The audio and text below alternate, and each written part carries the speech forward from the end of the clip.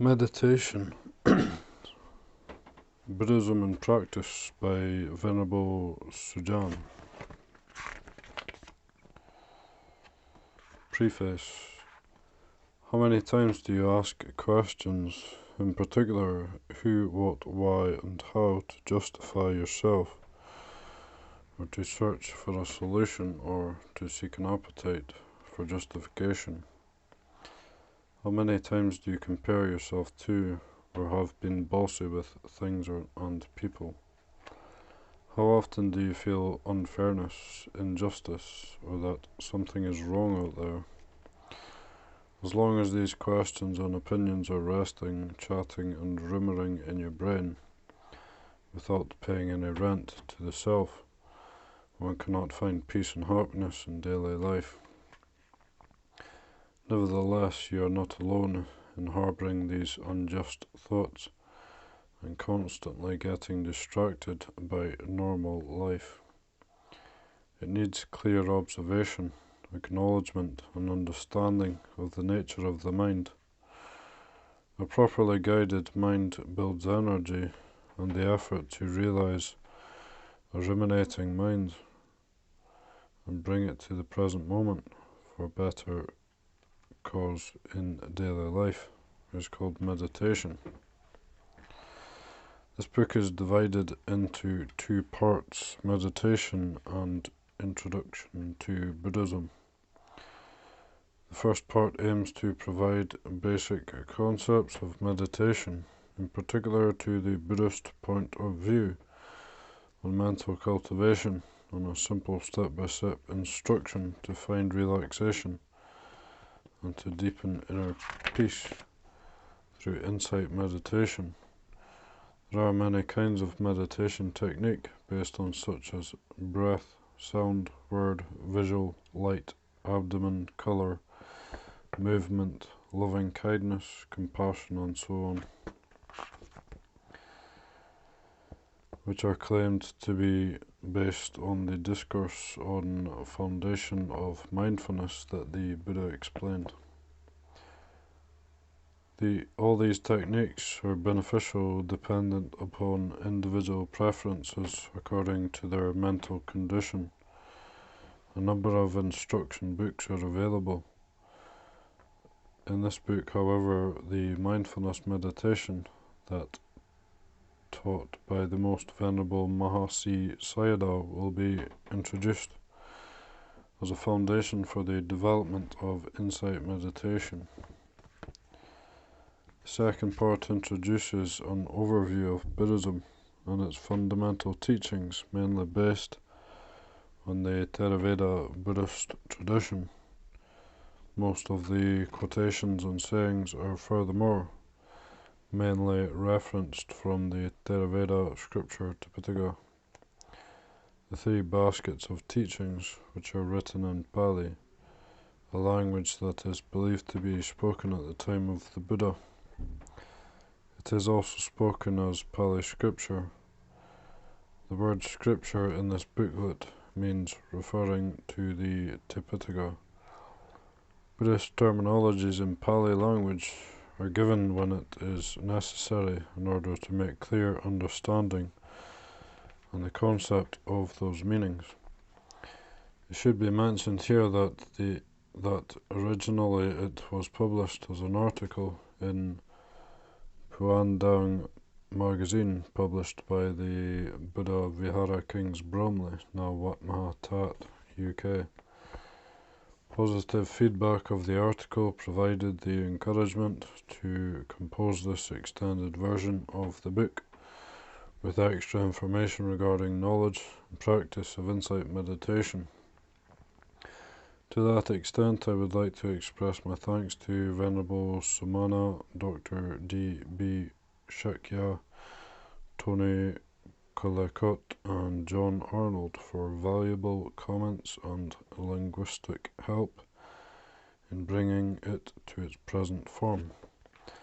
I would also like to express admiration to all generous support for the Varapunya Meditation Centre, Aberdeen, in particular families of Mr. Paul and Jirapon Dawson, Mrs. Rudy Barker, Ora Tai Collins, Nam Oi Mar, Ora Nuch Fetis, Sa Ing Tuk Ta, Nichada Park, Rinong Prani Bremer, Winnie Warani, Kanha Clayton, and Tony Kwanjit Kulakot.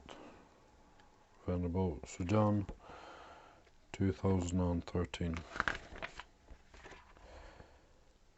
When there are reasons for doubt, uncertainty is born. So in this case, Kalamas don't go by reports, by legends, by traditions, by scripture, by logical conjecture, by inference, by analogies, by agreement, through pondering views, by probability, or by the thought. This contemplative is our teacher. When you know for yourselves that these qualities are unskillful, these qualities are blameworthy, these qualities are criticized by the wise, these qualities, when adopted and carried out, lead to harm and to suffering, then you should abandon them. Anguttara Nikaya 365 Kalama Sutta.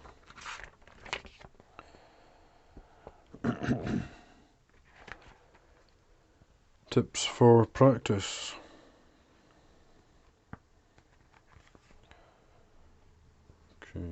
Tip 1, just with the body. Tip 2, observation of the abdomen. Tip 3, noting distraction. Tip 4, noting the movement.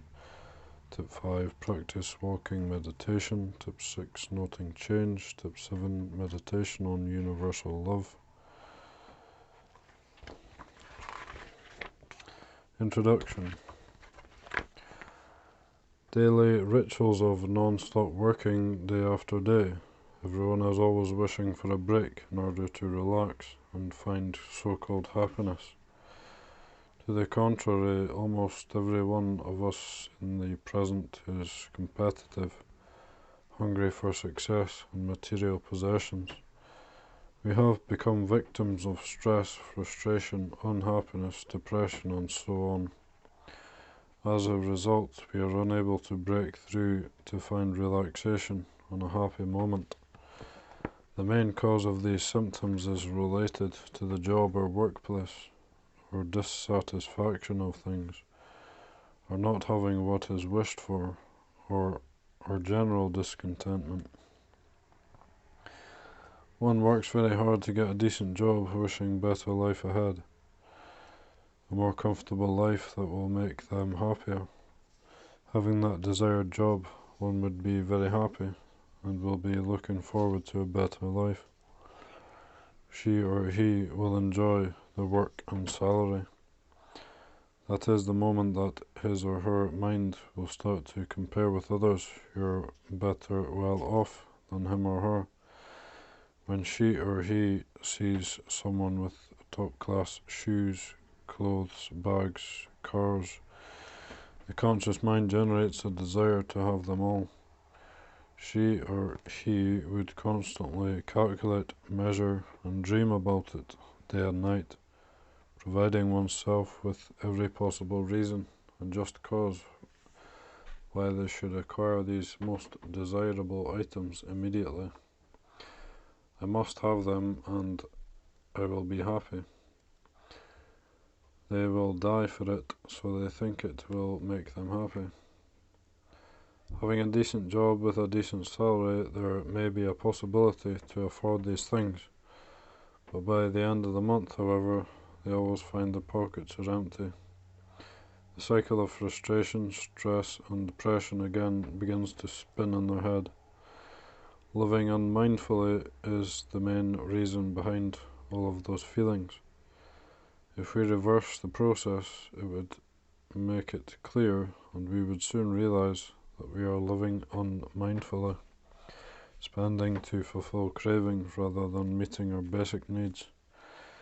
It is possible to have a successful and happy life when one starts to look into themselves, their feelings, emotions, cravings, and acceptance of those mental conditions with objectivity. Similarly, one would feel happy when there is a holiday coming up and looking forward to the holidays. There are people who are happy that they have a decent job. There are many who are not happy with their job. There are many who are not happy that they cannot find a decent job. When a restaurant has few customers, the owner is not happy and wishes for many more customers. Meanwhile, when there are many customers, they become stressed.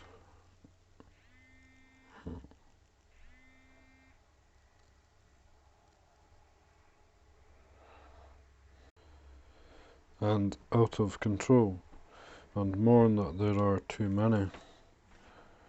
These are some of the examples that we can relate to how people are trying to find happiness in their lives. Unfortunately, there is no happiness greater than inner peace, says the enlightened one. Inner peace exists only at the present moment, here and now. To find that inner peace, therefore, is not to search anywhere else but within, at the very moment now, right here and nowhere else.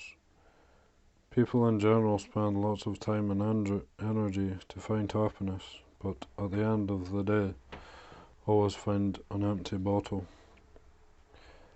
If one turns that channel to inside of oneself rather than outside, then it can be seen that unhappiness is relatively thin. It is the mind that causes happiness and unhappiness, which never stays here with us.